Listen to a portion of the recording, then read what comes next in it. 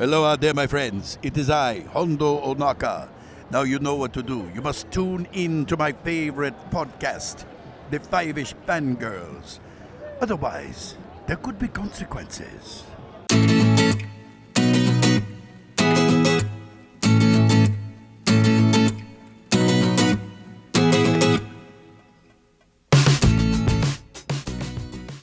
The tangents as we continue all the way to episode 359 of the Five-ish Fangirls podcast, and coming soon to an Olympic Games near you, Rancor riding.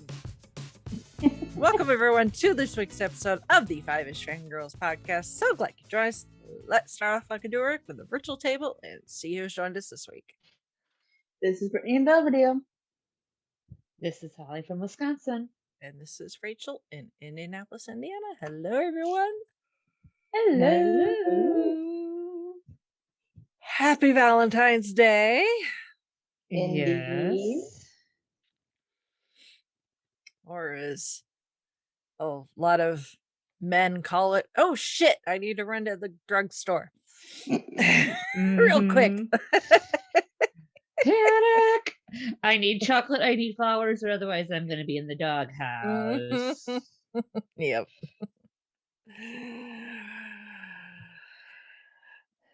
Or as I like to call it, the day before all the candy goes 75% off. If there's candy to be had.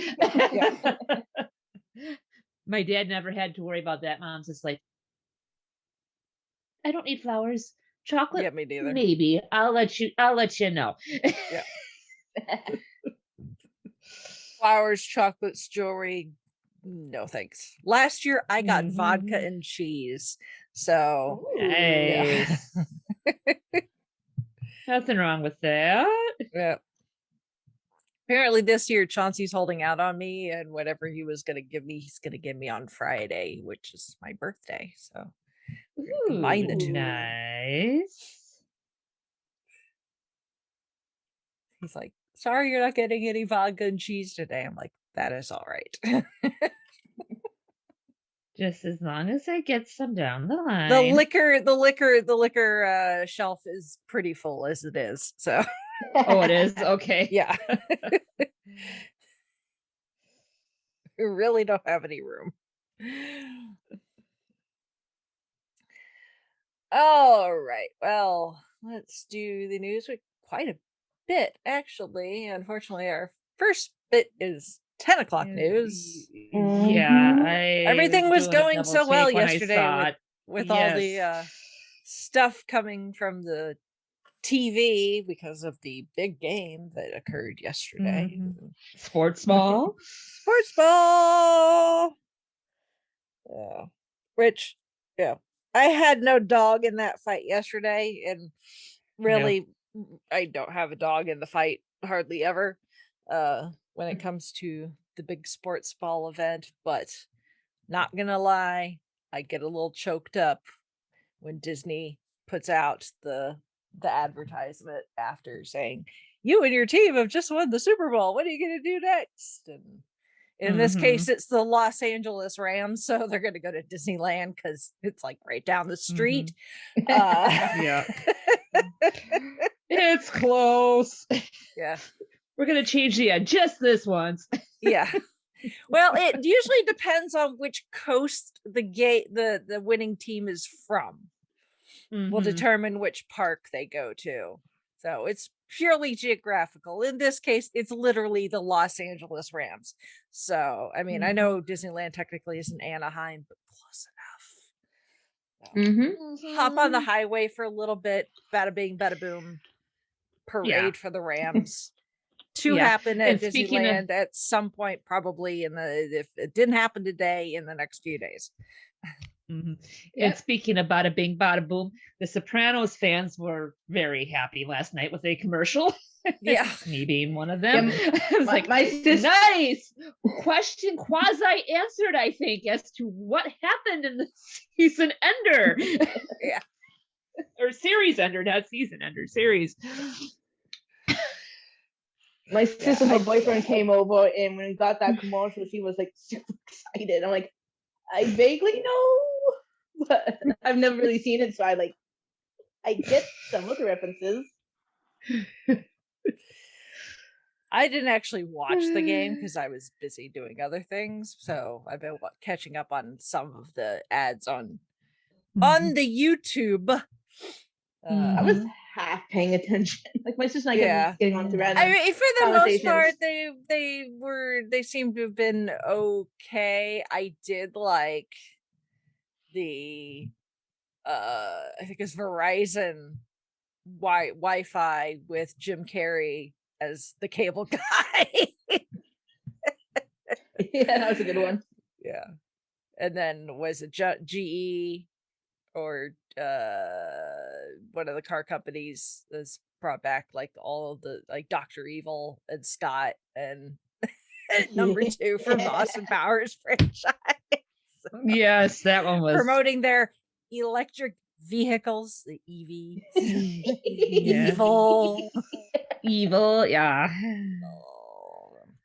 I have a guilty Did love enjoy for those movies. Anyway, back to the 10 o'clock news because we're stalling. We can only stall for so long. So Ivan Reitman, most well known as the producer and director of the OG Ghostbusters, has passed away at the age of 75. He worked with a lot of the SNL crew in their, film endeavors like Animal House and Meatballs and Stripes. But obviously Ghostbusters was the big thing. And then his son Jason is the one that has retaken the helm with Ghostbusters Afterlife. So at least Ivan lived long enough to see the franchise come back under his son's tutelage. But apparently he's actually from Czechoslovakia, where his father owned the country's biggest vinegar factory. Wow. And then his mother actually had been held in Auschwitz during the Second World War. So when he was 4, they ran because there were still issues even post World War II in that part of the world. So they moved to Vienna and eventually moved to Canada. That's quite a origin story. No kidding. Yeah. But that's sad. Go watch Ghostbusters, the OG Ghostbusters. We can go listen to our episode about Ghostbusters all the way back. And what did we do that for? 250? I think possibly. Oh. Is it kind of amazing that we have so many episodes we can't remember exactly when we did one? Yeah, I just know we did it. I can't tell the exact number. I'm pretty sure it's episode 250 though. So, because that was kind of a big deal.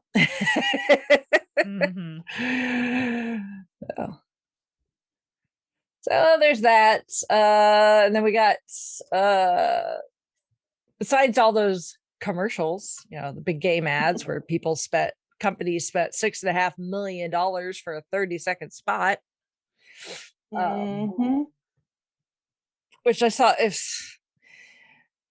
I'll have to find it again and I can retweet it on our Twitter. I know I just hearted it on my Twitter feed, but Alan Alda tweeted that in 1970 whatever, in a 30-second spot for the Super Bowl cost like $450,000, and then his kiss on MASH when he and Hot Lips apparently smooch in an episode of MASH. It lasted for longer than 30 seconds, and it was called like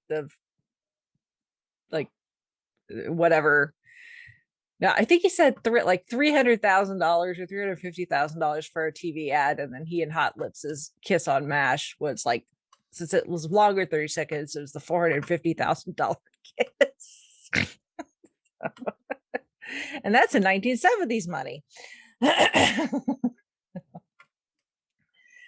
But anyway, also during the big game, besides all the weird, crazy commercials, the companies like to drop trailers. So, although I forgot to add that before the big game, we got a trailer that dropped before that was for Jurassic World. Hello, dear listeners. Editing Rachel from the future here. Just a heads up, at this point, when we were recording, is when I lost internet for just long enough for me to get kicked out of Zoom. But I got right back in, and we kept going. What I didn't realize is that my microphone default had changed, and I was no longer using my really nice blue Yeti microphone, but was now using the microphone built into my headphones, which is why from here to the rest of the through the rest of the podcast, I don't sound quite as present, I guess. It's okay. You can still hear me. It's just, it's very obvious that something has changed, and that's what it is. I did not realize that Zoom was going to be like, oh, you left and came back. You must have changed microphones. No, not at all. So, yeah. Knock on wood, I have any other further issues in any other episodes. I guess going forward, if I get kicked out and come back in, I will need to double check those settings. So, sorry. Hope you enjoy the rest of the episode, though. Thanks for listening. My internet is being stupid. Okay, I was wondering. Oh, I thought it was me. So I'm like, I Me too. I left No, out it was and back in. I'm just like, okay, I'm shutting stuff down, even though what I had was bare minimum. Yeah. To be fair, I'm usually having the problem, so Yeah, it's Well, sometimes unusual they have for been me too. to have the issues. So Yeah. It's like, wait a minute here. but anyway, I was saying Mhm. I had forgotten to add Yeah. because it dropped. There was a TV ad during the game, but the first proper trailer actually dropped earlier in the week for Jurassic World Dominion. So, Yes. Oh my gosh, does that look good? Alan Grant is back. I know. Our OT3 is back. Yeah. yes. It's still like my sister like, ooh, we're gonna see it, and like the date was June 10th. I'm like, well, I know what we're doing for belated birthday for me. Mm-hmm.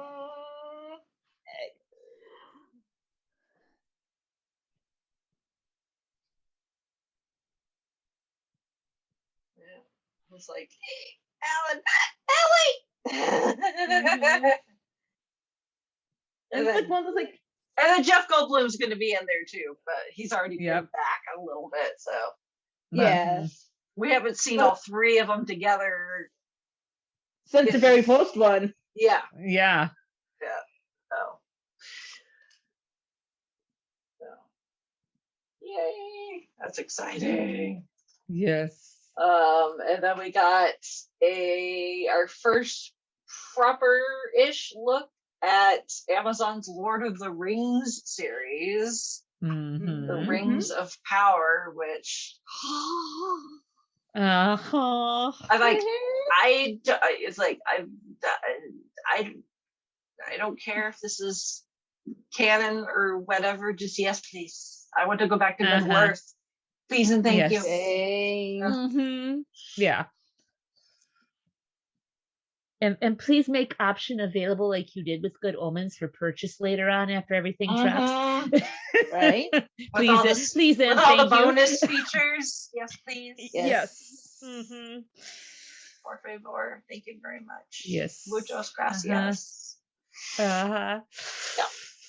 Yeah, it's like I don't know what's going on there. Like there's elves. I'm like, hey, those are elves. I know what they are. And then there's dwarves.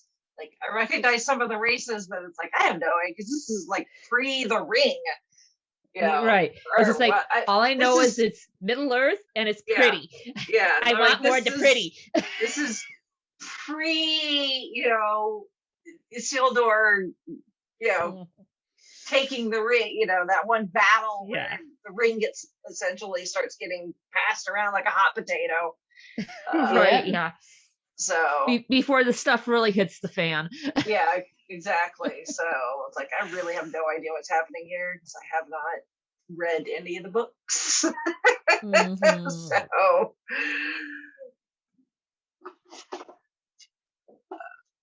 but yeah, I don't care because it looks I mean, it's not being made by Peter Jackson, but obviously that's the reference. It needs to look like it fits.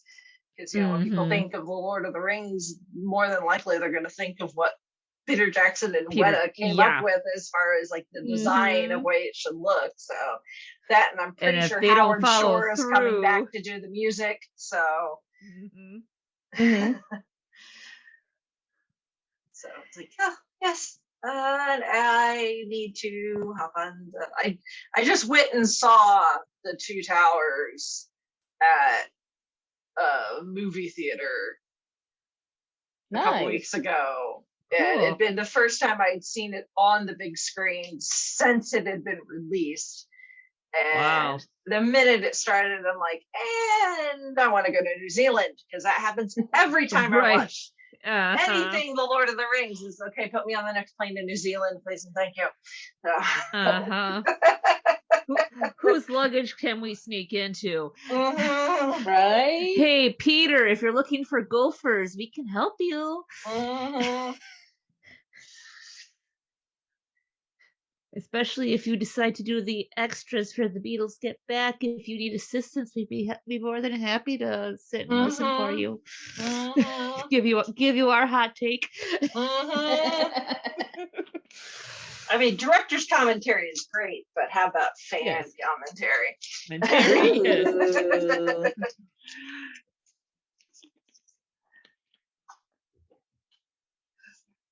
So yeah, I would say fan with director, but if that happened, I don't think I would be able to talk. That too, yeah. Yep. And then we got a commercial for Moon Knight. Yes. Is coming up going to be on Disney Plus, but now we have a date because before it was just March. Now we know it's going to be March 30th. So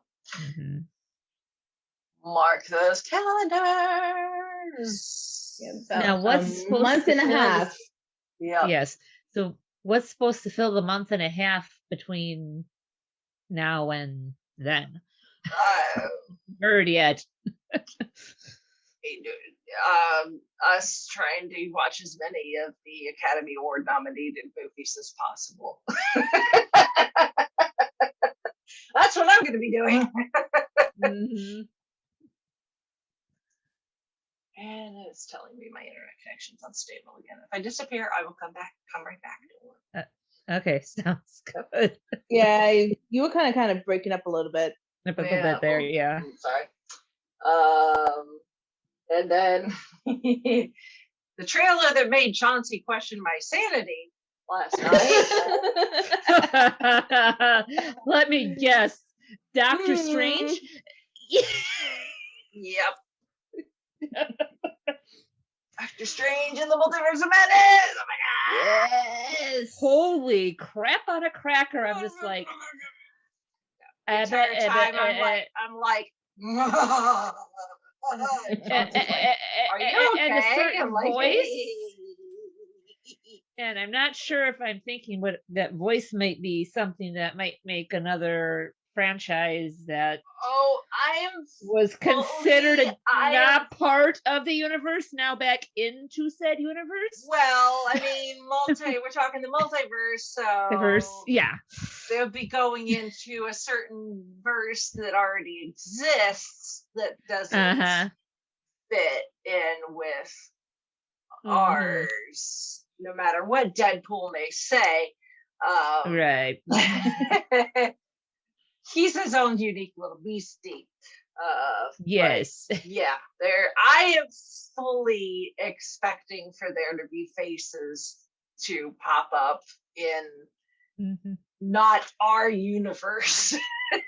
Right. Other universes that have already been established to pop up, but also maybe some that are in our established universe that just have not showed up yet. So yeah, I fully expect it to be a nice little mishmash of, oh my god, I can't believe they got that person. But it's, they're all gonna, I think for the most part, be cameos.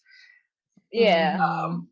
Because Strange they is better gonna be bouncing around between, because I mean, we're also getting like zombie Doctor Strange full on from What If, so yeah, we don't need necessarily, if you watch What If, then they don't need to be each universe he goes to, they don't need to be like full on like doing deep dives. Probably the alternate universe where he ends up marrying Christine is probably going to be one of the ones where they flesh out a bit more, would be my guess, because that's kind of a big what if, what if he had not got on the car wreck and he and Christine had stayed together type thing. But like the zombie universe, I don't think we need to necessarily flesh out a whole lot, because you can just go watch What If. Exactly. That's already been done. Yeah. So. Yep. But either way, I just regardless of what happens, I'm so excited. Yeah. Is it time yet? Yeah. And hopefully the movie theaters will provide fainting pillows for us fans. Yeah, really. But I can just imagine some of the reactions, or a majority of the reactions that are going to be in that movie theater when it comes out, just from what little we saw of the trailer. I think we are going to be in for one heck of a ride. Yeah. And then some.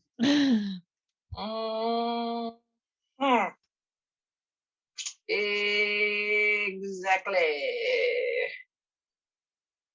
So yeah, May 6th can get here ASAP. Thank you. We need to talk to another doctor that has a certain vehicle of transportation that hopefully wouldn't goof up the timeline. The nice thing is we get, Moon Knight, like I said, end of March. If it goes for 5-6 weeks, that'll put us right up to Doctor Strange. That'll take us all the way through April and into early May. Yep. So.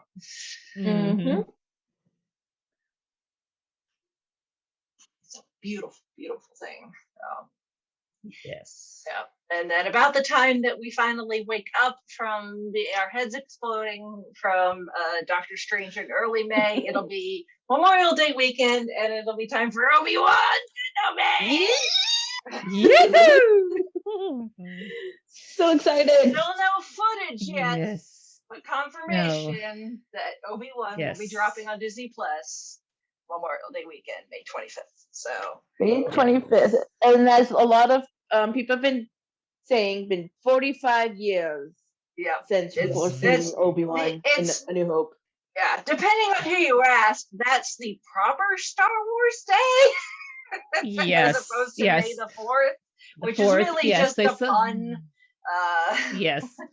I'm Some people were both. complaining, why couldn't we have gone with the pun release? I'm like, no, 25th's better. Come on, guys. Yeah. That, and it's coming from Disney, and they wouldn't do May the 4th because that's the same. That's just like right there when Doctor Strange comes out. They know they're not going to have them compete. So Right. Yeah. just because one is Star Wars and the other's Marvel doesn't mean they don't know what the other's doing because they're all Disney. Right.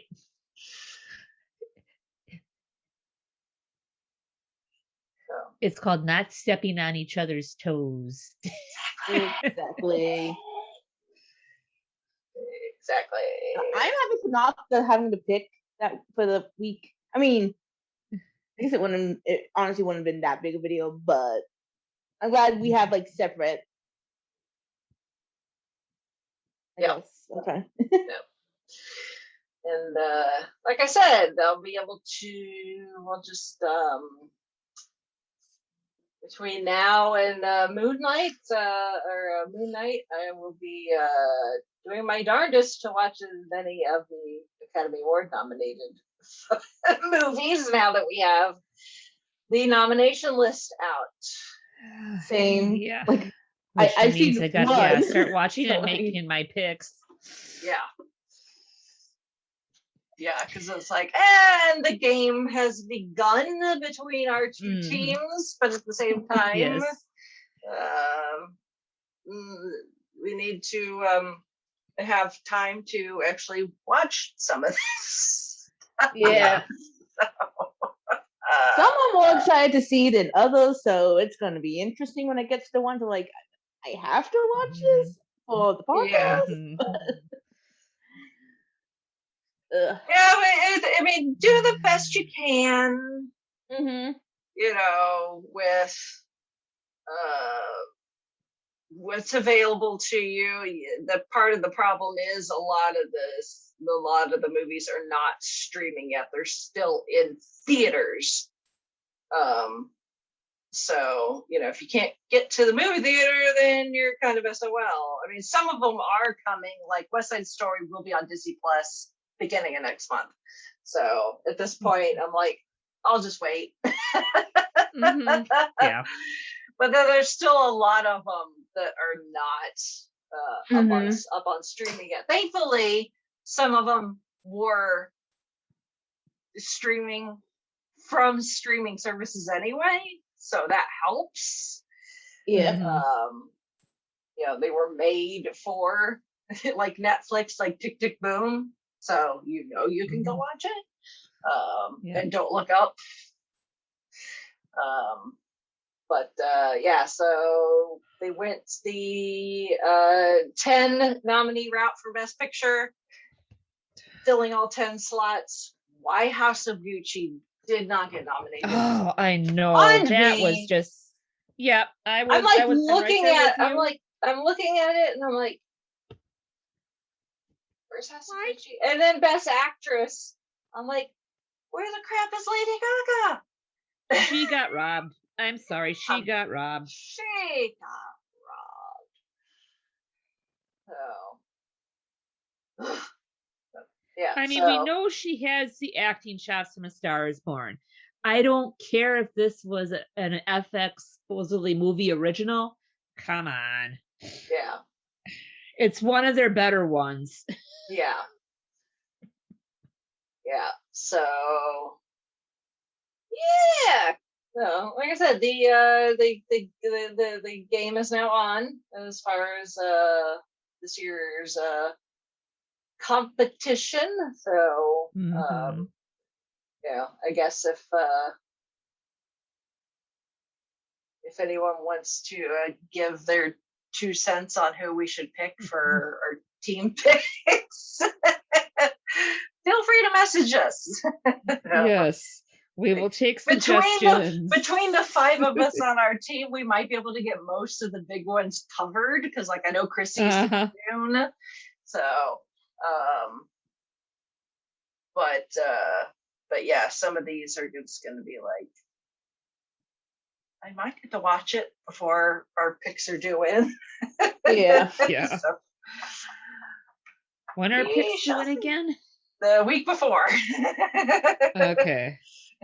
The week before the Oscars. So Okay.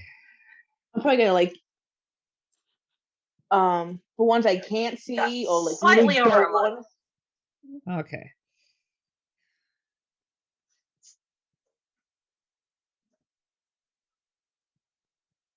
All right. Well, that's it for most of the news. Gold standard this month's Patreon exclusive episode is now out. Very appropriate for Valentine's Day because we did When Harry Met Sally, which is why I did not watch the game yesterday because we were recording this. So. Which, all things considered, I would rather hang out with Nick and Zan than watch a game where I have no preference over who wins. So, but yeah, that's available for the Patreon supporters. So, and you can sign up for Patreon anytime, and you can check out the entire catalog of Patreon exclusive episodes. So, you're not just limited to when you can join. Go all the way back. And then, that means now I got to get ready for next month's Patreon. Yes. Which Holly. Yes. Beware the one. Kill me now or man. kill me then. Yes. Kill me now or kill me later. Yeah. No, it's not your fault that dummy that's supposed to be Harrison Ford looks so bad. Yeah, I can. Yeah.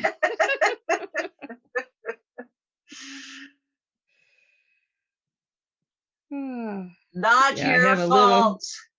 I have a little anecdote to share about the filming of The Fugitive and a trip my dad had to take during said time. Nice. Yes.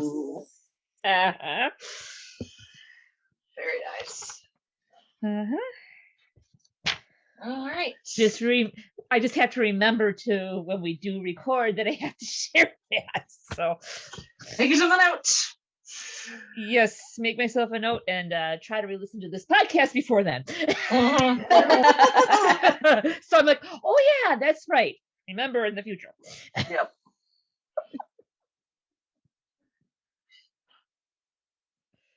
All right, moving on to feedback. I have some feedback from Shalane. Hey, Shalane. Yeah, she says she too loves Romeo and Juliet. She said it's the cutest movie about gnomes ever made. I don't think she's wrong. I mean, I don't know how many movies about gnomes there are, but yeah, I'm pretty sure this is still probably one of the cutest. Yes. Yeah, she likes the music and the cast with all the people.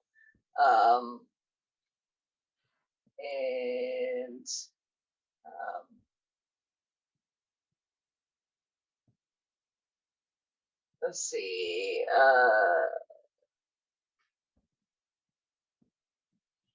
Talking about Elton John and how he's done other animated movies like The Lion King and Road to El Dorado. So yes, although those are unique to those movies, so instead of using Elton John's catalog of music, but it's still Elton John. Right.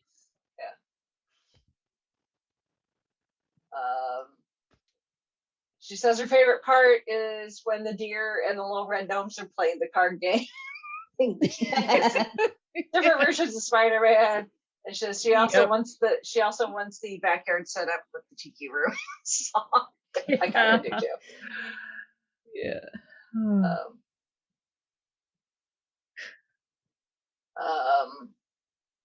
And she says she's also a Shakespeare nerd. She too has been to the Utah Shakespeare Festival. She says her favorites are Taming of the Shrew, Twelfth Night, Hamlet, and Coriolanus. She also suggests we should do an episode about other movies based on Shakespeare plays, like 10 Things I Hate About You. Ooh, And she's the that's a man. good movie.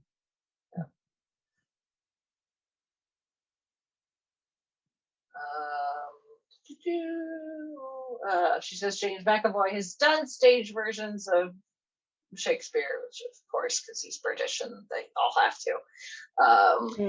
It's almost a requirement for them to Every continue on in their career. child, it's like, in Harry Potter, every magical child, as soon as they're born, their name goes on a list. In real life, every child born in the UK, the minute they show any inkling of wanting to be an actor or actress, boom, Shakespeare.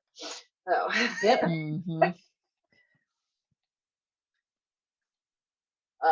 She says, 2011 was a weird year for movies.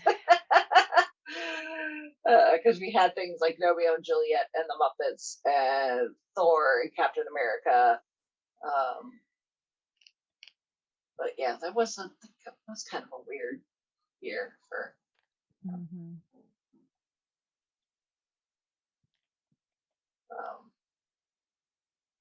So yeah.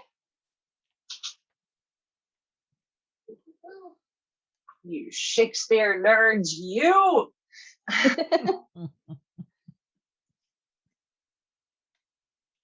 Hey, you like what you like, and you can't help what you like, so you're gonna like it. Yeah. As you like it. Saw what you did there. I'm at a funny.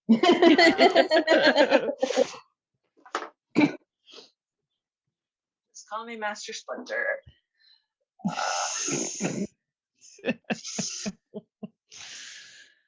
All right, moving on to this week's main topic. Book of Boba Fett, aka Mandalorian season 2.5. Yes, exactly. Thank you. I was thinking that you jumped on what I was gonna say. Yep. Basically, yes. That was basically it. 7 episodes. 2 of them are pretty much Mandalorian only. So. Yep. Or 3. Yeah. Well, the third one, like, it had like both. So Yeah, exclusive. at least with the last one, it combines the 2. 2, yes. I mean, the thing is Chauncey and I were talking about this, and I think kind of the thing is, like, they've done this to help fill in this huge gap that people have been clamoring for years. All the people that are like, no, Boba Fett was too much of a badass for him to fall into that Sarlacc pit and never get out, even if it does take Sarlaccs are supposed to take 1,000 years to digest anything. Like, there's no way that this badass bounty hunter went out like that, went out with a Wilhelm scream. And and obviously they confirmed that when they brought him back in The Mandalorian. But people are like, okay, well, he's back. How did he get here? Right. And so that's what we're doing with this. But at the same time, because he was brought back in The Mandalorian and is therefore encountered Mando and Grogu and some of these they're obviously their stories cross over with each other. They're going in and out of each other's lives. So really what this does is it makes Boba Fett kind of a character that he doesn't necessarily need like a big series or movie to fill in things.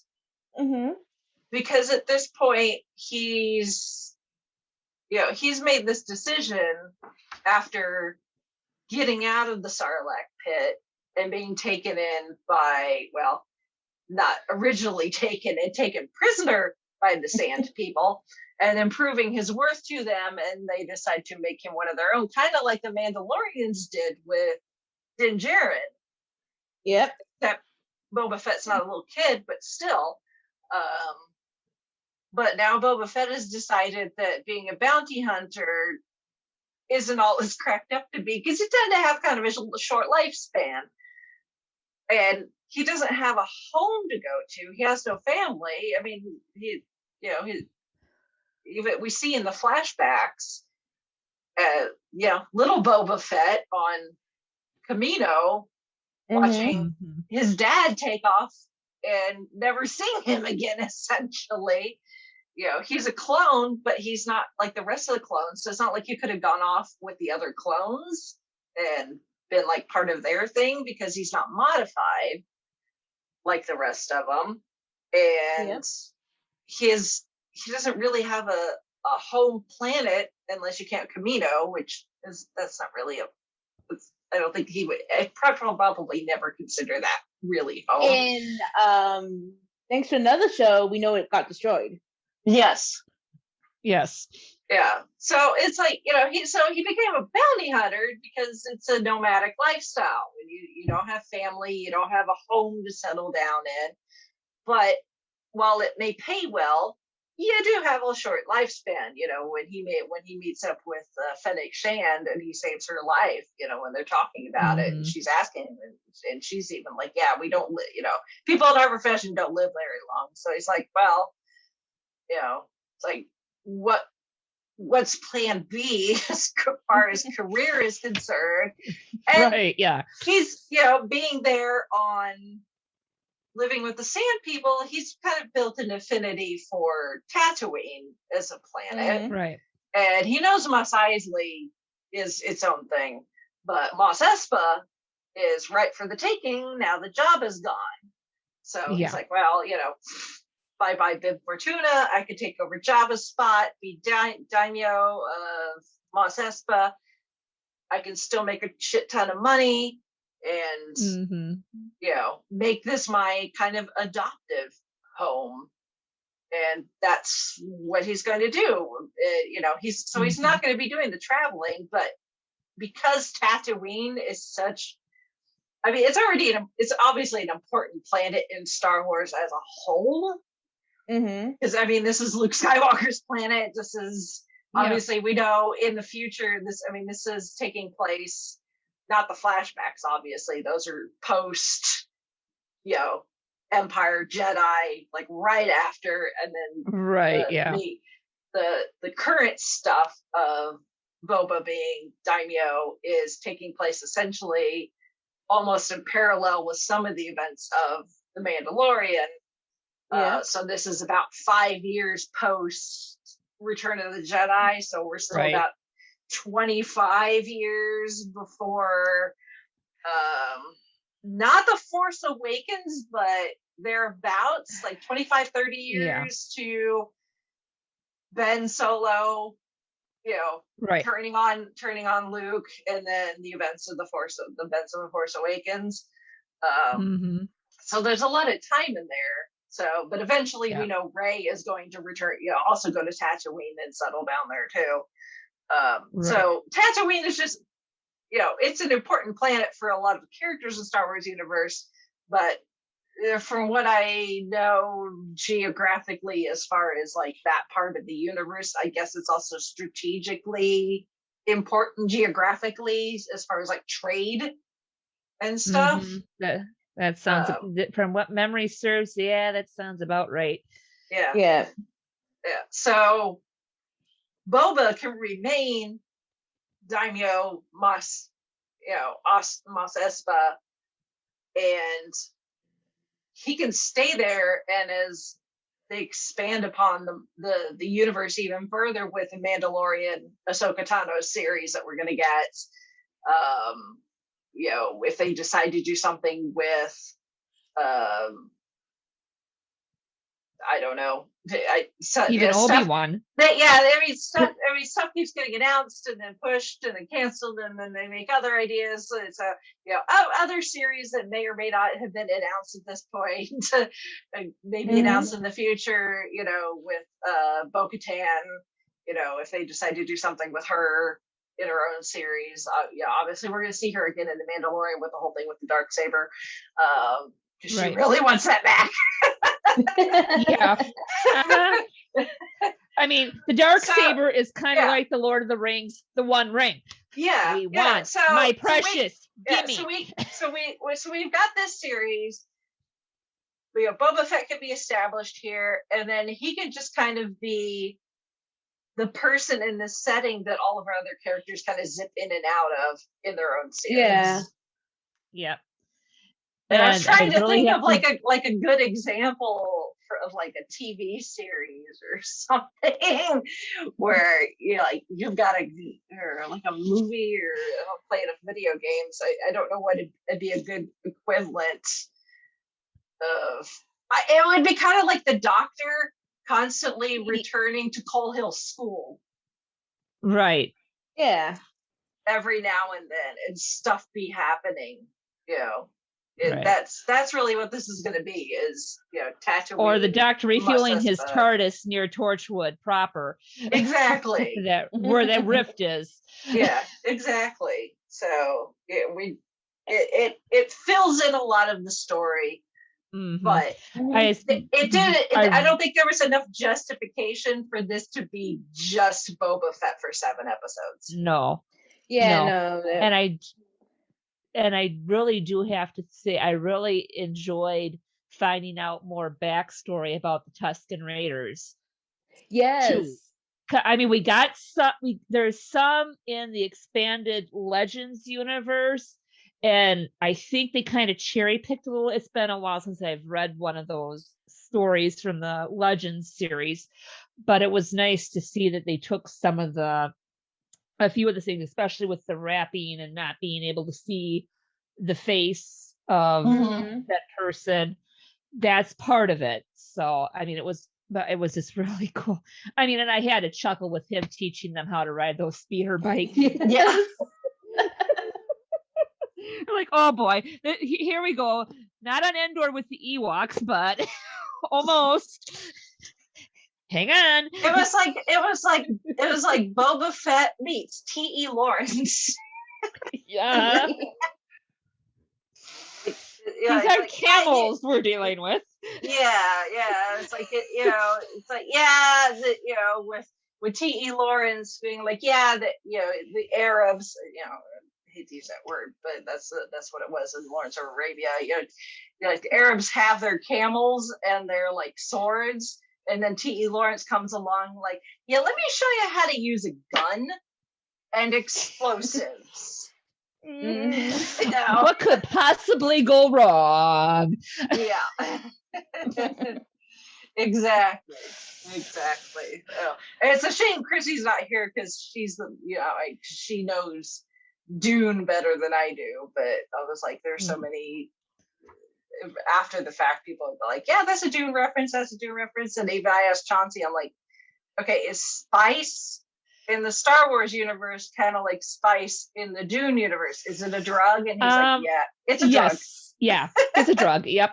But I know Star Wars was very heavily influenced by Dune. Yeah, but usually more of the spice it comes from Kessel, and it gets sold and transported in Tatooine.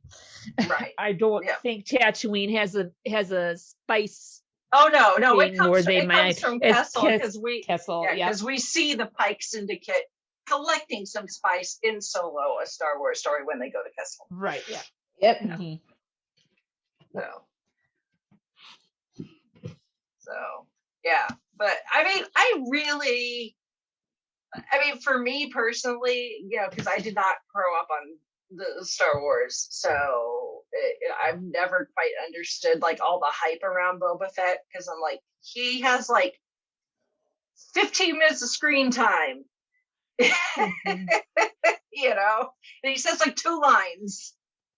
Mhm. in the OG trilogy. Everybody's like, oh, but he's so badass, and a lot of that was, I think, really because of the toys. Yes, I'm People thinking built that's up pretty this much what it was. lore. Yes. Yeah. People built up this lore around this character because they had the toys to play with, which in Mhm. the battle in episode 7 when he uses the rocket launcher, and I'm like, couldn't do that with the toy. Yep. Uh, Nope. And what's the saying? everyone's inner child was going like, oh, my Boba Fett thing, you could never do that because we were afraid we'd poke our eye out. And what's the old saying go? It's the silent ones you have to worry about.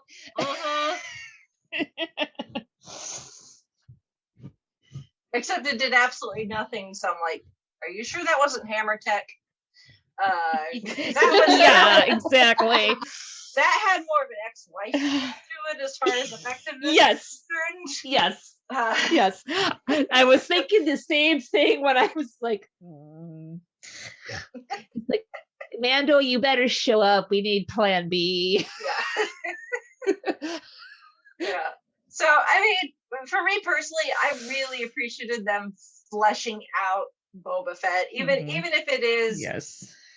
post Sarlacc pit Boba Fett, like whatever happened between Camino and him getting hired by Darth Vader to hunt down Han Solo, whatever. Maybe we'll see that in the future at some point. Who knows? But definitely, he obviously goes through changes both physically and mentally because of what he's forced to go through after he gets out of the Sarlacc pit, because he loses his armor, gets stolen by the Jawas because they're little assholes. Yep. He couldn't go trading them Sugas. They see something shiny and they want it. Exactly. They're like nifflers. Exactly. Meanwhile, Cobb Vanth is going, thank you very much. At least until Mando shows up. Yeah. I'll be taking that back now. He gets dragged literally by the Tuskens and through a series of things, instead of being used as dog food. Essentially, he becomes one of them, and so he becomes an honorary sand person for 4 or 5 years thereabouts, helping them and really showing that the sand people are not like these just mindless kind of crazy, like savage people that just live out in the desert, with big sticks that go like they do in episode 4 when they attack Luke. So they're just people trying to survive on this harsh planet that at one point was covered in water but isn't anymore, and the planet is just kind of this mostly desolate, other than like these 2 cities, Mos Eisley and Mos Espa are like your 2 big cities, and then obviously you have your tiny little towns like the town now known as Freetown, which are a lot smaller, but you're not gonna the planet is just one big ball of sand, so it's not going to be spread out life everywhere, so you got to make do with what you can do, and that's what the sand people have done.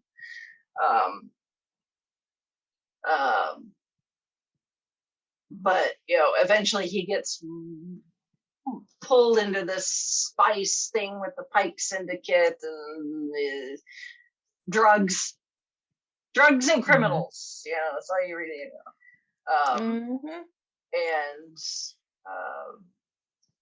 causes him to, because of that, he ends up encountering Fennec Shand, and ends up saving her life, which was cool to see. He's like, why not close her up? And he's like, He's like, and hide that handiwork. Mm-hmm. He'd be like a tattoo artist, like, tattoo the entire arm and then put a long sleeve shirt on. Why would you cover up all that beautiful handiwork? Mm-hmm. So, and then obviously we see him getting his armor back from Mando, who gets it from Vanth previously. So we get that overlap there. But this whole thing with the Pike Syndicate just snowballs to the point where he needs help. He needs help, and Fennec Shan being Fennec Shan, she's like, well, I know someone, but you can't bring the Mandalorian back without showing what he's been doing since we last saw him, because then other people would be like, they could be like, well, just wait till season 3 and we'll explain then. But it's like, they could do that, but at the same time, I think that would I think if they had not done what they've done here, and episodes 5 and 6, if they had taken those and put them in Mandalorian season 3 proper, I think maybe it would have slowed things down. By doing this, that we're able to go into Mando season 3 knowing exactly what he's been doing, what Grogu's been doing, the kind of adventures they've been on, so that he can go right into the task that he's now been sent on by the armorer to go purify himself, I guess, as a Mandalorian, as a true Mandalorian. And then also, I'm pretty sure we're gonna see Bo Katan again. She's not gonna let that go. She was a dark saber. Now, how many of you ladies really wanted to get rid of that Major Domo? Oh my god, what a useless butt kisser. He's like, it was so annoying. It's like, please, somebody, just shove him into the Sarlacc pit. But then I'm thinking the Sarlacc would get indigestion. I'd feel bad tossing him down it, but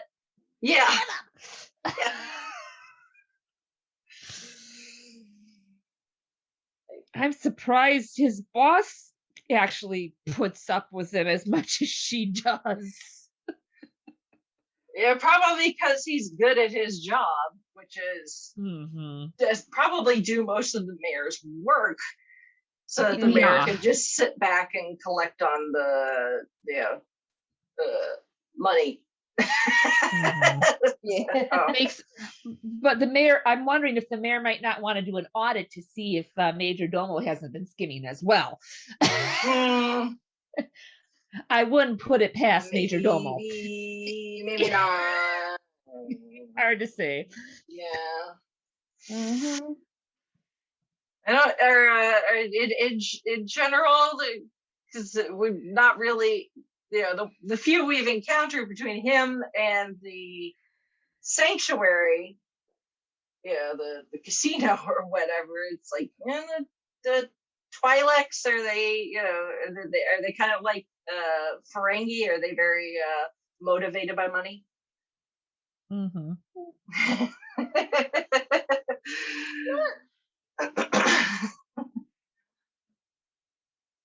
Yeah, he was just weird. Yeah.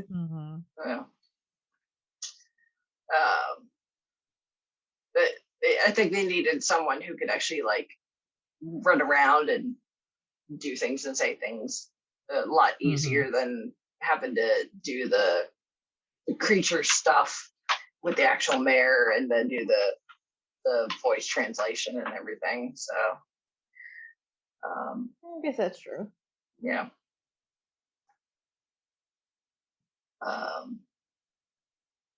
But I mean, as useless as he was, we at the complete other end of the spectrum, I had no idea that it should have occurred to me, but I had no idea that there were Wookiee bounty hunters. Yeah, I was surprised at that one too, but then I'm thinking, okay, makes sense. I knew they got that He that comes character rolling from it. a, He comes it's like, and he's just like huge, and that with the stuff and the electricity and the zappy and the, and I'm like, oh, lady. And I thought, making Chewie upset playing a game of space chess was Bad. dangerous. Yeah. But apparently Wookiees can rip someone's arms off. From off their sock. Yeah. Han was not exaggerating when he told that to C-3PO. nope. Makes me wonder if Han and Chewie haven't met this other Wookiee in their travels and decided to steer well clear.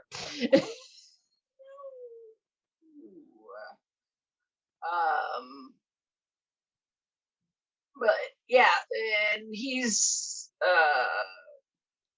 from the comics, Kirsten. So you can go to the Marvel issues of Star Wars. He makes his first appearance. I think it's Marvel Comics Darth Vader #1 from 2015. So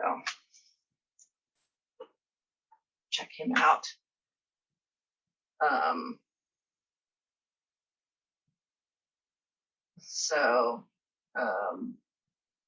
It's an interesting, like I said, because Tatooine is so fortuitous as far as geography, as far as people coming and going, and being this place where people can stop and do trade and all these things. Quite an interesting mix of characters, like the mods. This essentially motorcycle gang. Obviously the motorcycles, they have speeder bikes, but still, speeder bike gang, which I thought was cool. I thought their bikes are really badass. Yes. Yes. I like them too. Unfortunately, from what I could tell, not a lot of fandom did though. A lot of people are very critical about that gang. Like, oh, kind of fun. Yeah. I thought they were cool. same. Yes. I mean, if you're gonna, do the kind of work that the Boba wants to do, being daimyo, you need people on the streets who know the streets, and who knows the streets better than the kids that are out running around in the streets. Exactly. Yep. So,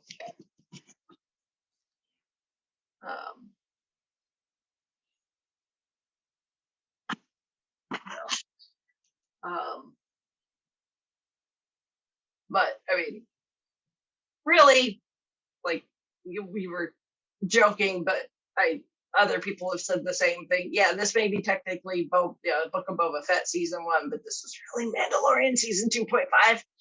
I mean, even before Mandalorian popped up, I was thinking like, this is just a continuation of, it's basically the same show, just with a different name at the moment. Yeah. Mm-hmm. Yeah, so when we get to episode 5 with Return of the Mandalorian, and Yeah.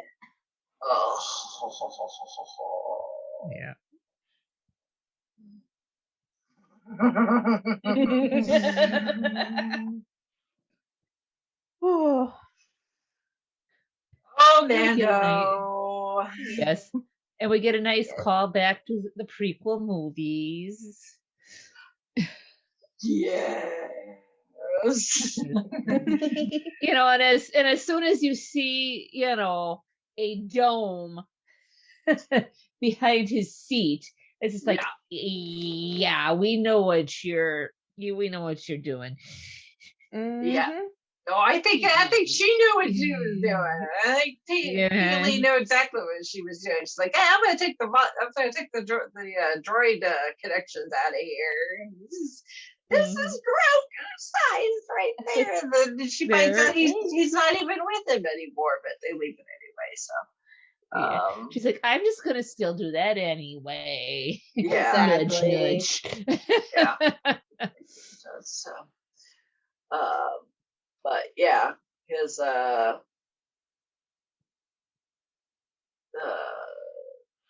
being at least temporarily kicked out of the Mandalorians because he took his helmet off. Mhm.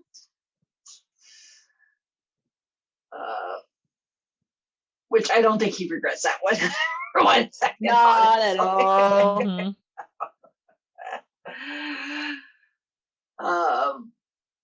But yeah, some fun callbacks to the prequels Yes. with the taking the N1 out for its test run and running through part of the speeder course from the pod race from episode Yes. 1, and they name drop Beggar's Canyon. We actually get to see a womp rat. Proper womp rat.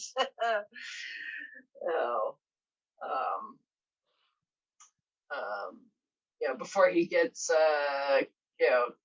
essentially kicked out, the armor takes the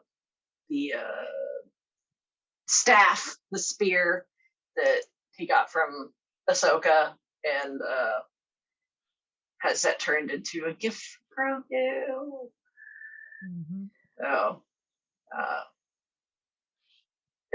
And then he's like, Fennec Shan is like, yeah, we need you, and he's like, yeah, sure, I'll be right there. First, I need to go make a little visit, and I'm like, yeah, you're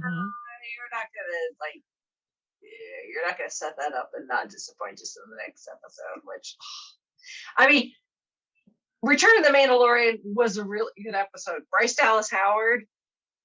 Someone give this woman a Star Wars movie. Yes. Everybody that almost every single Star Wars page I follow on Facebook has been saying that, and I wholeheartedly agree 110%. She can do it. The directing apple does not fall far from the Ron Howard tree. Exactly. No. But then the episode after that was directed by Dave Filoni, which I laughed, I cried, I gasped, I said some words that I will not repeat. Same. Because we got Mando going to the planet that is yet to be named, where Luke is slowly building what's going to be his Jedi school that Ben Solo is going to destroy in about 25 years. This is not the same planet that Luke ends up going to hide on. This is a different planet. But poor Mando just sit there while the droids are building and moving rocks, and R2 is just like, I'm gonna take a nap now. Yep. and Mando's doing everything to try to get R2 to talk, and R2's like, nope. I'm in power down mode. Yep. Not waking me up for a golden droid. Nope. Yeah. I'm done. Yeah.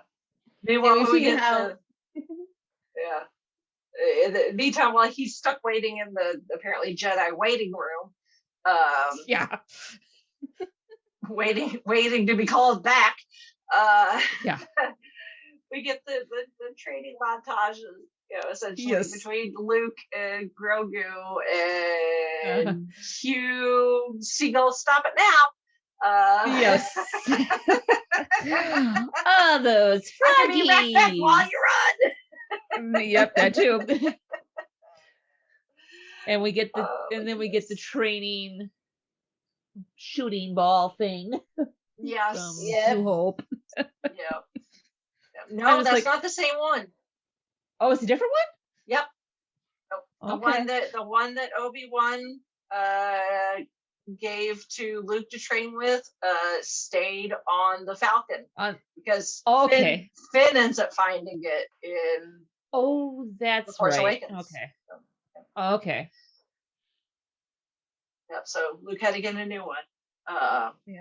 Looks yeah, similar. Yes. Well, I mean, I'm sure it's a very common Right, yeah. I mean, we've seen them being used as younglings in the prequels, so I mean, it's a common Jedi training tool, so it's not like they're one of a kind. It'd be like, buying a thing of tennis balls if you're training, potential tennis pros, future tennis pros. So, or bucket of golf balls. Yeah, exactly. All you need is a youngling with that their aim is off, and you're like, all right, time for new training ball. So, but yeah, the whole training thing, and he's like, trying to teach Grogu just how to jump, and he's like, Yeah. this is so cute. He's so cute. Oh my god, I can't stand it. Yes. Oh. And then they had to hit us in the feels so bad with another view of Order 66. Yeah. Yeah. Why? 1 minute, Why? Luke is reminiscing about Yoda and how much Grogu reminds him of Yoda. Next minute, we're seeing Grogu's perspective of Order 66. And it's like, Luke, why did you have to? yeah. I mean, yes, you So. could understand more, but poor baby Grogu. Yeah. Exactly. Even more of a baby back then. Yeah, Yes. I mean, he's only 50 at this point, so he would have been really little when Order 66 was executed. So, Yep. and the thing is, I mean, we don't know how he escaped from that. So that's something that I guess Right. we'll find out down in the I was expecting it. it's not like he was. It's not like he was off somewhere far away from everything like Ahsoka was.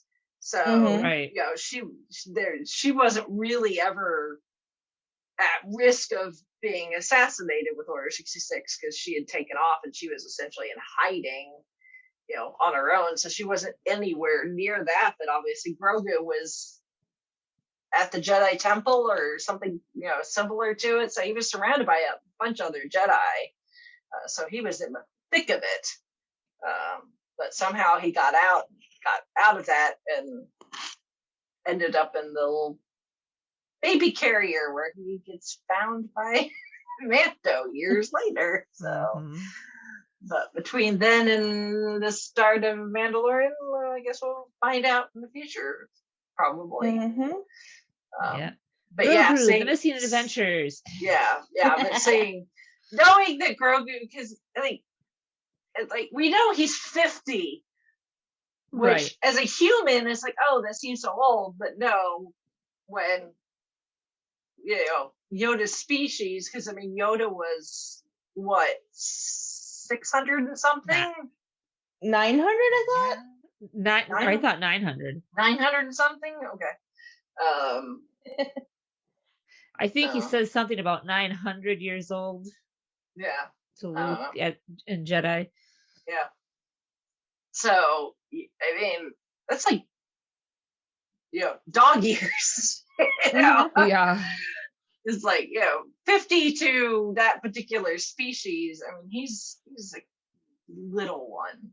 He's very, very young, and for him to witness that, it's like no wonder he's just so like hasn't said a danged word yet. Oh,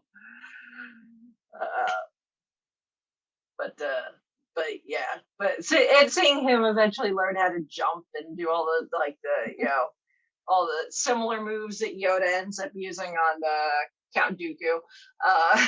Yes. In their fight.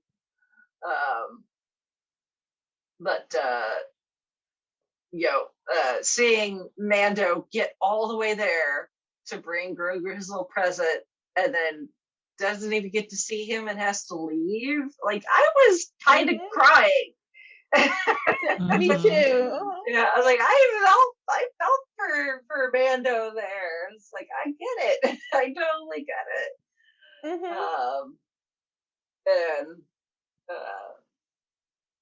it. But then we get Ahsoka and Luke together, which whoever thought we'd see Luke Skywalker and Ahsoka Tano together. Holy crap. Right? And for her to just casually mention that he reminds her of his dad. Feels hello. Right? Right? I mean, because all Luke knows is Darth Vader. Ahsoka knew him when he was Anakin. So she's like one of few people that's still alive that actually knew his father before he became Darth Vader. So that's quite refreshing for him, probably.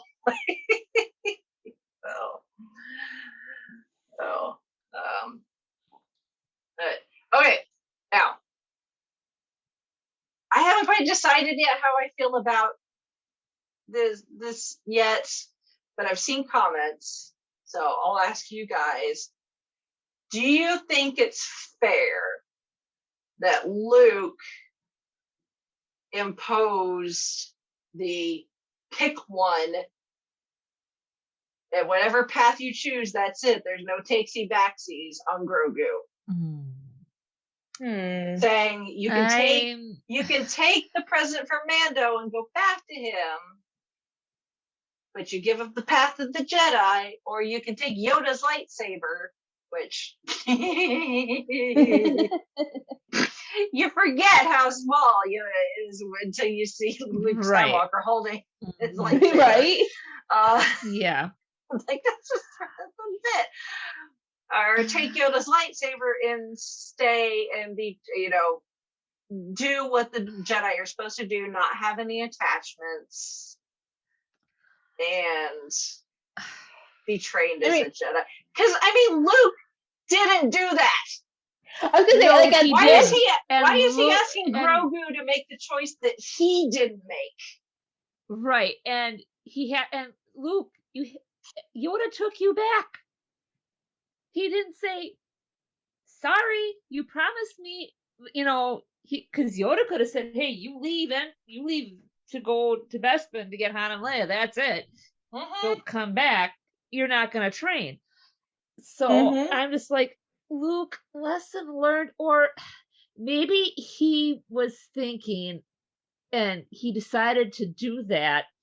But depending on what Grogu's choice is, he would be like, okay, I don't think your heart's in it, but when you're ready, when you're done, you can come back. Because I think he kind of knows that Grogu's heart isn't quite in it yet.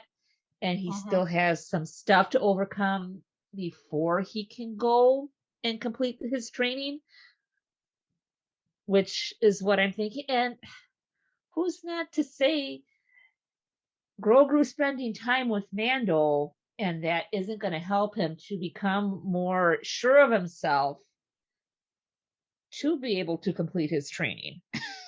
Yeah.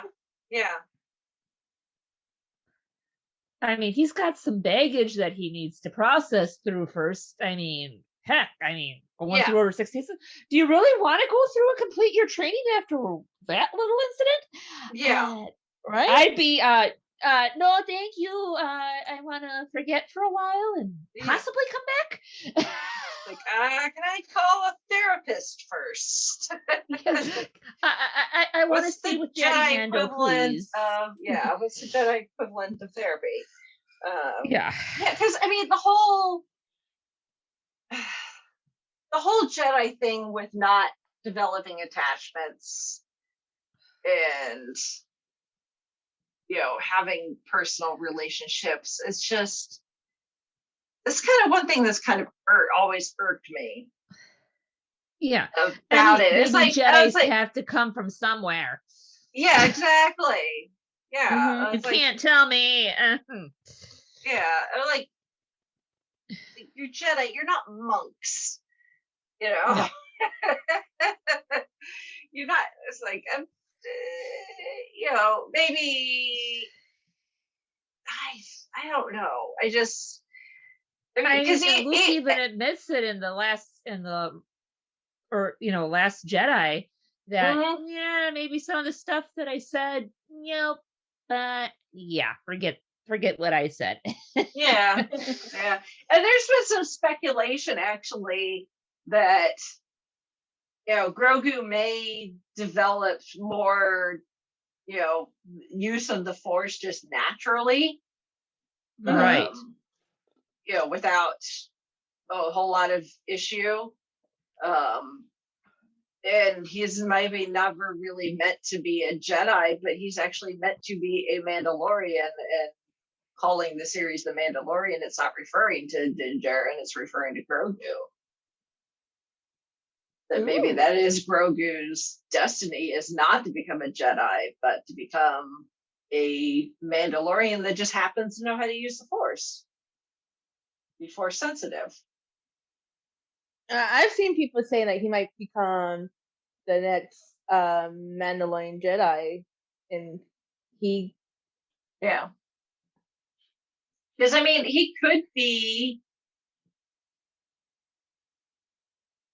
Because that's where the dark saber came from, was a Mandalorian Jedi. So maybe that's what the dark saber needs, is another Mandalorian Jedi to wield it and lead the to maybe rebuild the Mandalorians as a race. But yeah, it's as exciting as it is for them, especially with the technology, the fact that they've been able to bring in Luke Skywalker, which obviously. They were very particular about camera angles because there was so much more Luke in this as opposed to the last episode of The Mandalorian, where he, was just a little bit. But obviously they were very particular about camera angles, so that we were only seeing the body double, the guy they were using as the right. Because Mark Hamill's body does not look the same as it did back then. No. So they were shooting the body double from like the waist down, or you just see his feet. You'd be at Grogu height, or looking over his shoulder at Grogu, or we'd be focused on Ahsoka Tano while he and Ahsoka are talking, so that they could keep the CGI to a minimum, because I'm sure that's as good as the technology is. One, I'm sure it's very expensive, and two, it's still not 100% perfect yet. They're really close with most of it. There's like one shot where I was like, I'm seeing the guy's face, not Mark Hamill's face. Where the deep fake isn't quite working, but for the most part, it's pretty damn good. It worked. And it helps that you've got Mark to be able to do the dialogue.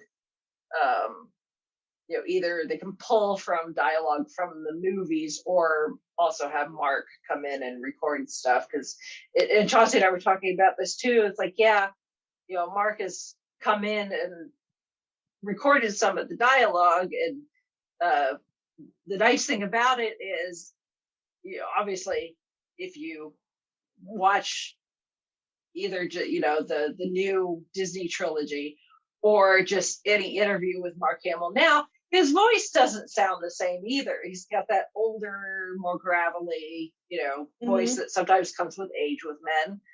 But Mhm. Mark Hamill also happens to be a very talented voice actor. So if anyone can Yes. imitate the voice of a young Mark Hamill, it's Mark Hamill. It's yeah.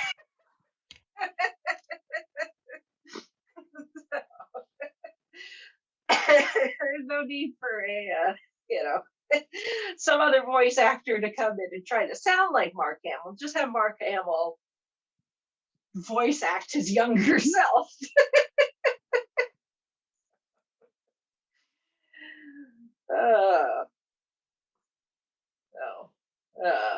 But then everything comes to a head. Regardless of how we feel about it, Grogu has to make the choice. He decides to return to Mando. Mhm. Just in the nick of time, because while eventually Boba and the rest of his motley crew of help Mhm. managed to take down a good chunk of the Pikes and their tech and everything, that and Cad Bane. Mhm. Which I knew Cobb Vanth was not dead. Same. I knew. It's Yeah. like he only took one shot, unlike his deputy, who was definitely dead. But Yeah. that's okay, He because took- that kid was an idiot. Yeah. Mhm. He took one shot in the arm, like in the shoulder Yeah, bit. in the shoulder. Yeah, I was like, yeah, he's not dead. Mhm. But to get Cad Bane live action, what's funny is, Mando goes to try to recruit Cobb Vanth and the people of some of the people of Freetown to come and fight alongside Boba Fett. Even though Cobb Vanth has proven himself, even without Mando's armor anymore, to be a decent sheriff. Yes. And keep the Pikes out in the spice trade, out of their streets. Mhm. But then when Cad Bane starts walking in from a distance, and for a moment there, because I wasn't sure exactly who this was strolling in, and for a moment, just based on the silhouette, because of the long coat and that style of hat, Mhm. I thought,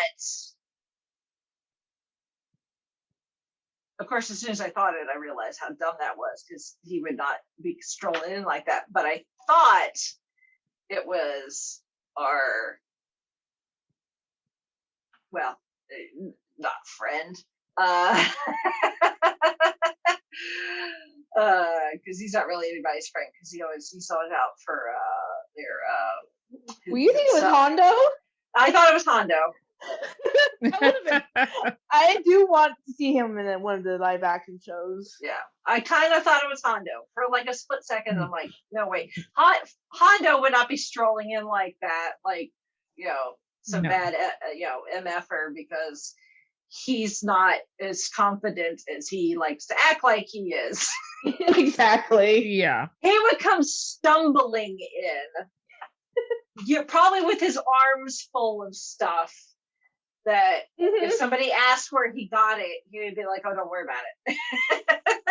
Exactly. But yeah, for a second I thought it was Hondo, and I was like, "Yeah, no, that would not be Hondo." But yeah, it would be cool to see Hondo in live action.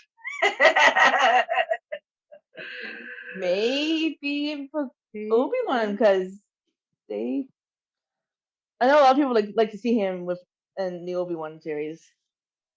Yeah, Have him timing wise, say that would Kenobi. make more sense. Yeah.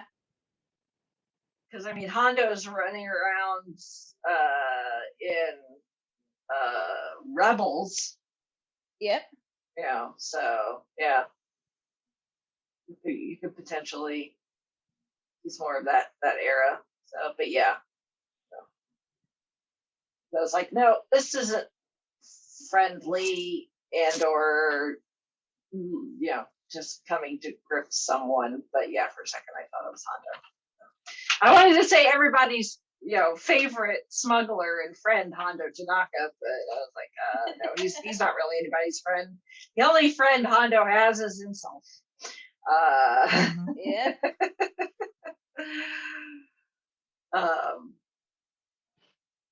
Cad Bane, on the other hand, creepy. He kind of when he first shows up, his teeth, because he's got these really like sharp teeth. He made me think of the if you've watched the behind the scenes stuff from Return of the King, when Aragorn takes the army to essentially the gates of Mordor, and there's supposed to be like this weird guy who I guess is supposed to be like the mouth of Sauron. Mm-hmm. I mean, he's supposed to have this huge mouthful of these pointy teeth. They ended up cutting the entire thing because it was ridiculous, but there's test footage of it in the behind the scenes stuff. That's what made me think of. That's what Cad Bane's mouth made me think of, was the mouth of Sauron.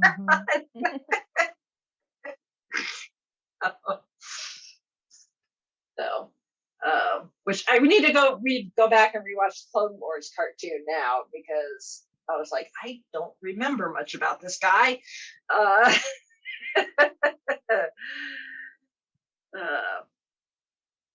Yeah, I'm actually slowly rewatching. I've been wanting to rewatch everything in chronological order. Like I'm slowly like doing, because Clone Wars obviously, if you want to watch it in like order, it's not episode order. You have to like watch season 3, episode 1, then back to season. It's machete order. Yeah. And I really wish Disney Plus would put it in that order. Like you can have the option for that order instead of like constantly checking the website. Like, okay. And speaking of machete, we have the actual machete. Yes, the Rancor handler. If you're gonna train a Rancor, you might as well get Danny Treehouse. Machete himself. I'm so excited when he popped up. As soon as I heard the voice, I'm like, and my ears deceived me. And then he walks on screen. I'm like, yes, perfect. Only issue I have is I wish he was. Only issue I have is that he's only in that one episode. Yeah, like did he like? He was very proud though. He had posted pictures of himself on social media. It's like, hey, dream fulfilled. Yeah. But we get a nice shootout in Mos Espa, very Western. I mean, since the Mandalorian started, it's very Western inspired. The good, the bad, the ugly, and the spaghetti westerns with a little bit of Kurinawa, ninja type stuff with a little bit of gangster thrown in there too, like when the casino, the sanctuary gets blown up is almost like an exact rip off of the Untouchables. Yeah. Where something very similar happens, where they go in, they leave behind something, and then somebody, they leave, and somebody's like, "Wait a minute, you forgot your boom." But instead of a suitcase, it's the ice cream container.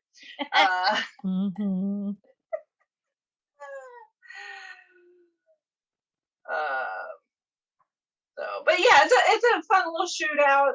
Like I said, we got these giant mech things that have really strong force fields, and Boba Fett uses the jetpack rocket launcher, and it does absolutely nothing, a la the ex-wife in Iron Man 2.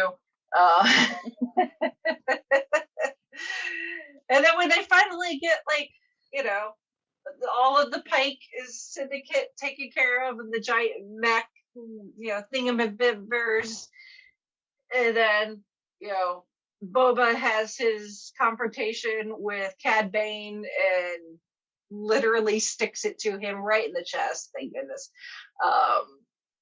Although I kind of would have liked to see that stretched out just a little more, because those two have a history. Yeah. Mhm. They have a history that unfortunately got cut out of the Clone Wars cartoon, or the Clone Wars series, but it's a fight between those two is how Boba Fett's helmet gets dented. The one very obvious dent. So these two have a long history and really, really hate each other.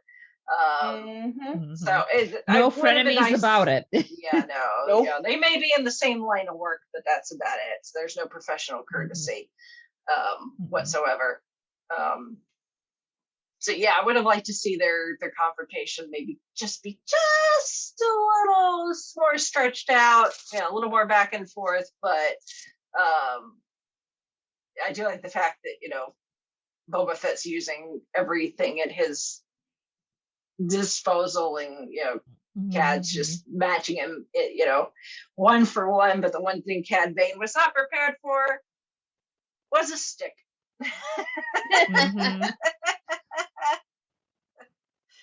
But not just any stick, a very pointy stick. Yes.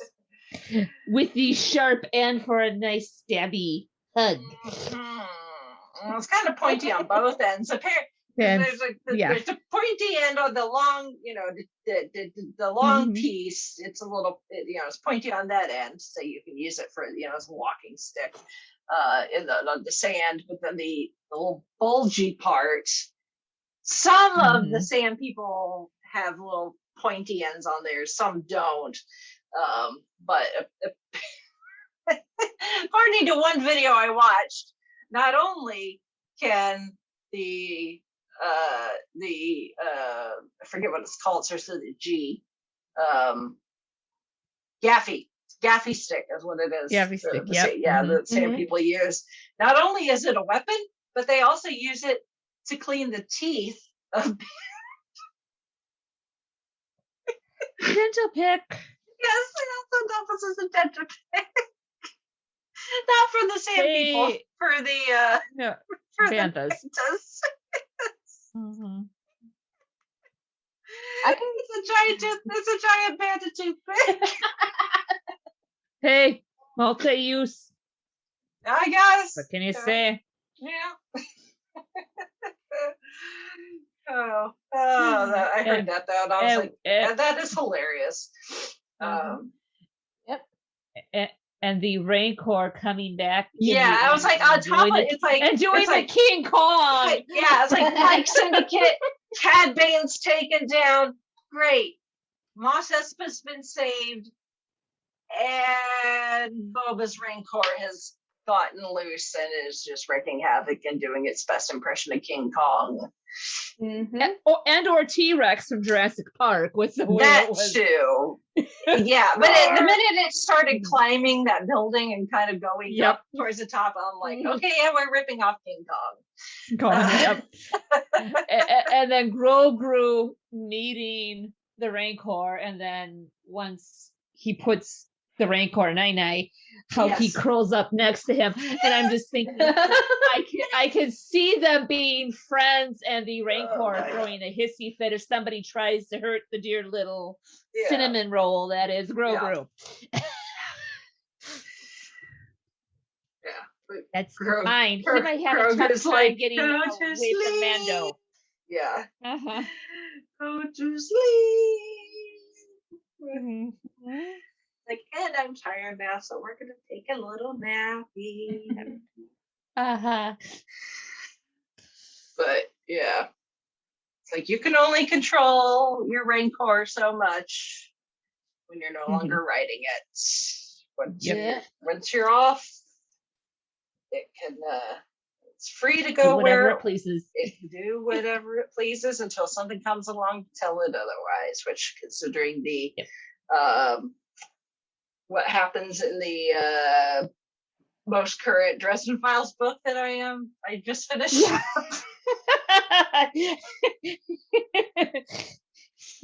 You don't have a Butters or a or a Harry to help you out. No, but I mean, yeah, it's also not a T-Rex either. But Grogu, Right, Bob true. the Skull, Mm-hmm. Yep. tomato, Mhm. tomato. Yep. It works. Yes. Yep. Yeah. So then, Boba's now back in, properly in charge. Back. I mean, he was already in charge of Mos Espa, but without the pikes hanging over Mhm. everything, which now he's questioning his life choices. Mhm. He's like, I don't know if I'm cut out for this whole politicking thing. Uh-huh. But that's okay because Cobb Vanth is currently in the back tank and is gonna Mhm. get a few modifications too, just like Yeah. Fennec Shand. Special modifications, yes. Yes. Meanwhile, Mando and Grogu take off, and Grogu gets to ride in the little bubble, and Yes. he really, really wants Mando Hyperspace. to hit the NOS button. I would just loved how he was tapping. I'm just like, No. what do you want him to do? No. No. Well, I'm Mando just like, knows what he wants to do because Oh, they've yeah. obviously done it. Yes. Who knows how many times before we see Times. this, but it's like he hits a little switch and it takes off super fast, and Grogu is just like, Again, Daddy. oh my gosh. So, oh my goodness. So, yeah. All right. How many times have you guys watched when they reunited? I rewind that scene way too many times. No, I don't need to be crying anymore, even if they are happy tears. Yes. Helen looks like a sucker. Like Yeah. And I loved what's her name's reaction when she finds out what Grogu's actual name is. I'm not gonna call you that. Yeah. Like, okay, I see what you're doing there. Yeah. All the fans out there that refuse to call him Grogu and still want to call him Baby Yoda. Don't call us out like that. No.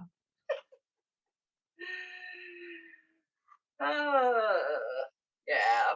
So, I mean, it's obviously like the production value, everything's still really, really, really good. It's not been taken as positively across the board as Mandalorian has. It's had its highs and lows. As far as I don't pay attention to things like Rotten Tomatoes, but according to Rotten Tomatoes, episode 5 is the highest ranked, which, considering it's a Mandalorian episode, should not be surprising. No. It's been mixed, but I'm not gonna fault it too much because I get what they were trying to do. Maybe if they'd done more than 7 episodes, they could have done more with Mando, but I don't even think they necessarily need to. No. Is the thing. I think they've fleshed him out enough that I'm happy with it. I mean, I'm not one of the diehards, but I'm perfectly happy with how much he's been fleshed out. And I think that him and Fennec Shand can, hang out there on Tatooine and Mos Espa, keep doing their thing. Once Cobb Vanth gets better, maybe he can give Boba some pointers on how to run a city. So that it's not so boring, apparently. I don't know what Boba Fett thought being Daimyo was going to be like. Yeah. It's like, everybody likes me. I hate it. And even though he came in like, I'm not going to rule this place with an iron fist like Jabba did. And then it turns out people like that, and then you're mad because people like you. And why would I not be too surprised? It's not. We aren't going to see. We haven't seen the last of the Hutts yet. Oh no, the Hutts. The least with, unlike Jabba, because I think Jabba had a very large ego among that probably matched the size of his person, if not bigger. But at least his cousins are more like the other Hutts that we've seen in some of the other like the cartoons and stuff. With the what's his face being the exception, the one crap, what's his name? Was it Zero? Yeah. Yes. I think it was like Jabba's nephew. Yeah, it was like the Yes. black sheep of the, because he like wants nothing to do with like the criminal part of being a Hutt. Yeah, he just wants to like party and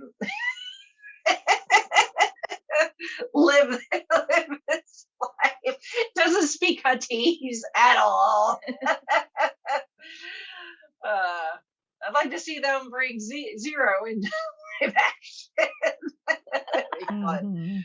But the other Hutts, the twins, yes, are way more calculating, and they know, to quote a song, they know when to hold him, know when to fold him, and walk away. Yep. Thank you, Kenny Rogers. Yeah. So yeah, we'll probably see the twins again, if not other Hutts, at some point, more than likely, when probably the twins, because they're already established, when it's most profitable for them, more than likely. So Hey, Hondo. yes, exactly.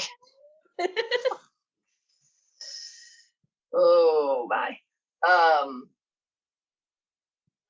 But yeah, I mean, I kind of like I just like the idea, and I can envision, I'm speculating here, but I can envision, getting Mando season 3, getting Ahsoka Tano series, whatever they decide to make in the future with other Star Wars characters, that maybe even oh crap, brain fart, what's his face, from Rogue One, that's getting his own series, Andor, Cassian Andor. Cassian, yes, Cassian, potentially, because this would be not too far in the future for Cassian. So depending on how much time has passed when they did decide to do where his series starts, because it's like right after Rogue One, then we're in the space of A New Hope-ish. Obviously, because that's where Rogue One ends, is right where episode 4 starts. But if they decide to go post OG trilogy, then Cassian can be out running around and maybe come to Tatooine and eventually to Mos Espa. So yeah, I could just see characters coming in and out, crossing over with each other that are exist in that time period, and because Boba is in charge there, odds are if they're going to be doing any business, whether it's good or bad, that if Boba feels like he needs to get involved, or Fennec, or maybe even we don't see Boba, but it could just be Fennec, being his, because it's you could just have both actors just ready to go to make an appearance, when need be, just to remind people that the story you're watching may be about this character, but they're on Boba Fett's turf. So and again, I'm speculating that that's what they're going to do, but I think it makes sense. I don't necessarily think that Boba Fett needs, like, I don't think we necessarily need a season 2 of this.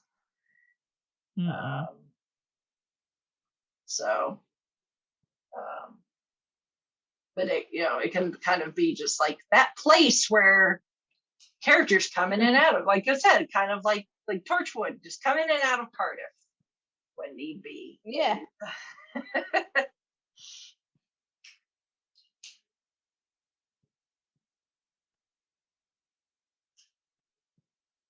Any more thoughts? Nope.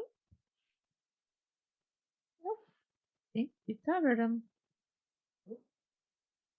All right. Well, if any of our listeners want to give their 2 cents on the Book of Boba Fett and what you think, maybe what you think we might see in the future, or what you want to see, either for Boba Fett and or Mando season 3 or Ahsoka Tano or whatever. You can send us feedback. You can email us at fivishfangirls@gmail.com, or you can go to our website, which is thefivishfangirls.com, where you can connect with us on all the other social medias, Facebook, Twitter, Instagram, and the like. You can message us pretty much any of those ways. There's also the link to the Doctor Who Goodreads book club.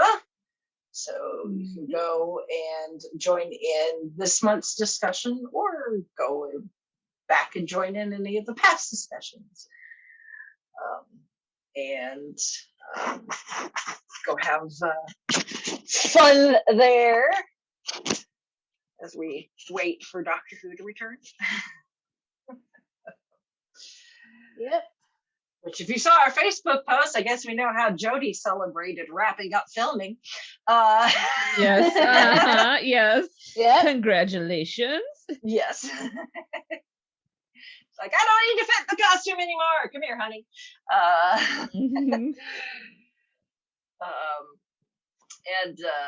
Yeah, so the Doctor Who discussion is going on there all the time. So even if Doctor Who's not on, because there's plenty of extended universe books and Big Finish just between those two to keep us occupied for quite a while.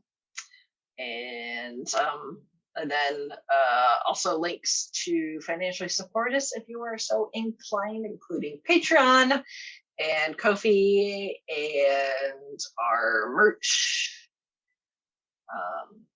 So we always appreciate financial support and any support. Even if you don't have the money, we appreciate the likes and the comments and the shares and the retweets and all that fun stuff. So, alrighty then. So with that, I guess we shall sign off for this week. This is Brittany and Boda saying goodnight. This is Holly from Wisconsin saying good evening.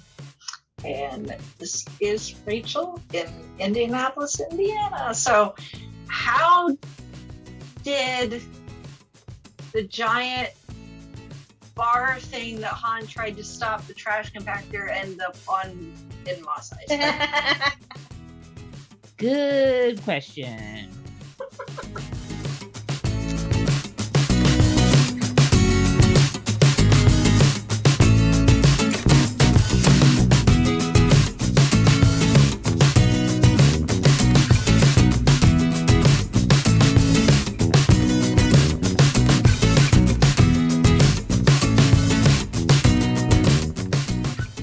Listening to the Five-ish Fangirls podcast.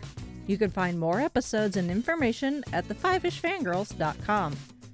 Any and all books, movies, games, and any other forms of media mentioned are owned and operated by the respective copyright holders. No copyright infringement is intended or implied. If you wish to support the show, the easiest way is to leave us a rating and review. More ratings and reviews will make it easier for others to find the show.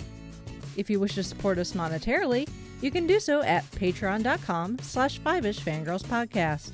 All money goes towards fees and equipment to keep the show going. For official 5ish Fangirls merchandise, visit redbubble.com/people/5ishfangirls. We love hearing from our listeners and encourage feedback. You can email us at 5ishfangirls@gmail.com. You can also like and follow us on Facebook at facebook.com/5ishfangirls. Thank you so much for listening, and may the squee be with you.